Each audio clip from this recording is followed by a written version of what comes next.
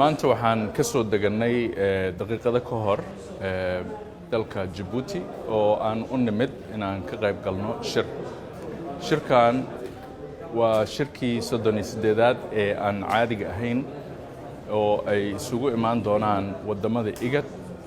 markaan leeyahay aan caadiga ahayn macnaheedu waxa weeye shir aanan ku jirin jadwalka caadi ahaan shirkan heerka looga qayb galayo waa heer madaxweyne wadamada IGAD shirkan wuxuu yimid kadib markii dowladda federaalka Soomaaliya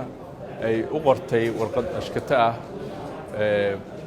gudoomiyaha ururka IGAD oo ah ra'iisul wasaaraha dalka Suudaan shirkan waxaa looga hadli doonaa saddex qodob qodobka koowaad oo ah xaaladda dalalka IGAD qodobka labaad oo asagana ku saabsan cudurka COVID iyo wadamada IGAD sida ay uga tabaabshaysteen qodobka saddexaad arinta Soomaaliya iyo Kenya ka dhaxaysa waa laga hadli doonaa waxaan looga hadli doonaa